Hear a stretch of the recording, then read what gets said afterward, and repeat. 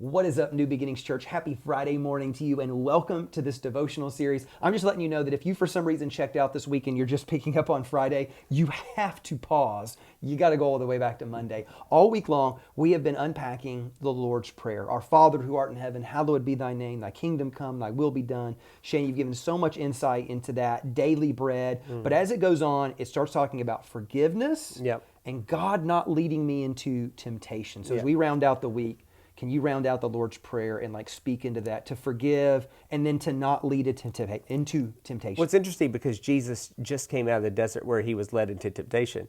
I think at the most surface thing, he's like, yeah, that sucks. Yeah, if you can avoid that. lead me not into temptation. Right. Right.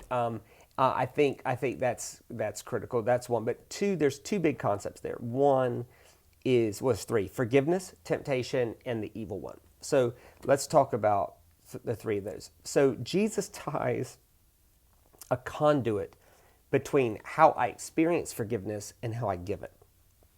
I think that's obvious. Like, if I have trouble forgiving others, I will have trouble receiving forgiveness. I mean, you don't see the world as it is, you see the world as you are. The one thing I would want to mention here is how Jesus defined forgiveness. So later they're like, what's forgiveness, bro? And he's like, well, forgiveness is like owing a king too much money and you can't pay. The king knows you can't pay, and because you can't pay, even though you want to pay, the king cancels your debt. And then he just hopes you're inspired to cancel other people's debt, right? So the way Jesus defined forgiveness was not pretending like it didn't happen. It wasn't acting like it wasn't wrong. It wasn't ignoring it, and it wasn't forgetting it. Forgiveness for Jesus was, you don't owe me anymore. It's being so inspired by not owing God that we can't help but give people the gift of not owing us. And so for someone who's been violated or wronged in a big way, and someone thought, well, you got to forget it. And they're like, I can't forget that. It's too difficult. The beauty is, for Jesus, it was just, can you get to a place in your heart where they don't owe you? That was forgiveness. And then lead me not into temptation was just what he just went through. Right. Was, if you look, temptation is going to come my way just from living in the world, but please don't be a part of that yourself. Like, don't do that. Like the lust of the flesh, the lust of the eyes, pride of life. Look, I'm going to face it enough as it is. Like, most good-hearted people struggle with, is this God, is this not? I think Jesus is teaching us how to really approach God in a way that says he doesn't play that game. I think he alludes to it later. What kind of God, if somebody asks for a fish or a piece of bread, we'll give them a stone, right? Like God is not a game player. But then he says this last thing. He says, and lead me not into temptation, but deliver me from the evil one.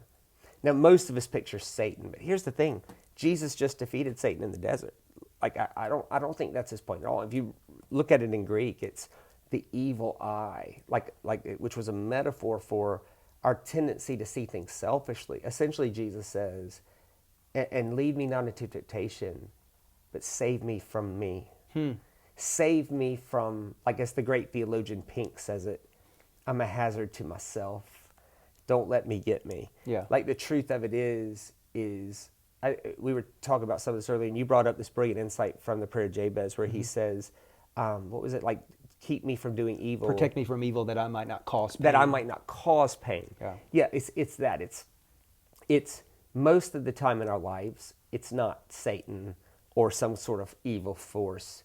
It's me. It's my tendency to see things selfishly. I feel that, Shane. I just felt that. Yeah. So Jesus really covers a lot of bases here. He goes, okay, first of all, if you want to be able to feel the genuineness of forgiveness here, you got it. Just like everything Jesus said, how you love God is how I love you. John makes even bolder statements. He's like, if you say you love God and you don't love the other person, you're a liar. You're a liar. The truth you can't conflate those things. You can't say I love God and not have love. They are mutually exclusive, impossible to be together. Yeah, right. If you love God, you have to. Loving God is loving people, and loving people is loving God. And so, and I think the same thing's true with forgiveness. Knowing we're forgiven with God is directly tied to canceling your debt. It's directly tied to an awareness of happiness, and walking with God is directly tied to an awareness that that God doesn't lead us into temptation.